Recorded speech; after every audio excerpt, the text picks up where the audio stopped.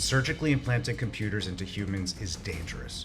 Just how dangerous, we don't know yet, because that's how they release technology. As long as it doesn't kill you instantly or almost instantly, it's deemed safe for sale. And then it's 5, 10, 20 years later, we learn that it causes cancer, autism, birth defects, and more. But by that point, we've become so dependent on the technology, we choose to live with the disease. But these exposures, these are crazy. We're talking about literally inside the body. Point blank range with zero distance. Day in, day out for years on end. What impact will that have? We don't know, but I can tell you it won't be good. Well, we're back talking about technology under our skin, and my next guest, who you just saw, says the electromagnetic frequency in technology is bad for your health, so much so that he doesn't have a microwave.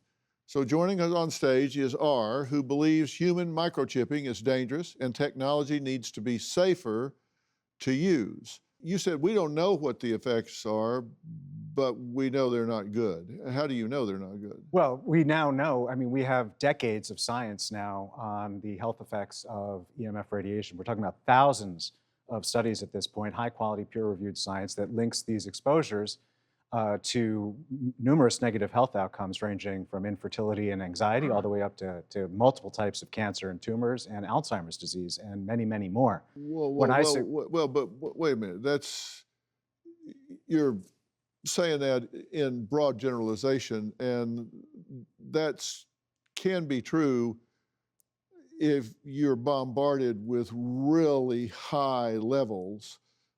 That's not true for people just sitting here under these lights. So what I'm talking about, the science I'm talking about, is that exposures at multiple orders of magnitude lower than what safety standards allow, and then what you would get from a regular cell phone. I think we can just nip this all in the bud right now because these devices are passive. That means when they're not in the seconds of exposure of a very low frequency, low power field, they're dead, they're inert, they have no energy whatsoever. So what does having that chip in your body for 20 years do on average to a population of 20,000 people? Nothing. We know we've used this exact material since the 70s. There's been almost zero evidence of any kind of irritation.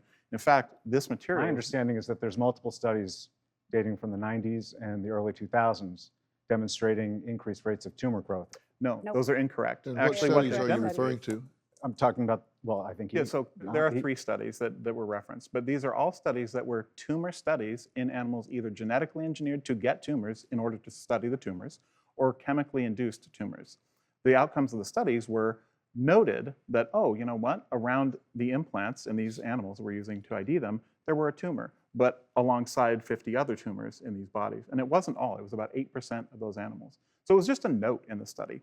But there are people that want to benefit off of this, people that write certain kind of books and certain kind of scare tactics, and they use these studies to say, look, it's bad, and this is all coming for you, and we want to sell you a book. Do you have a story or a question for me? Click the link in the description and tell me what in the world is going on.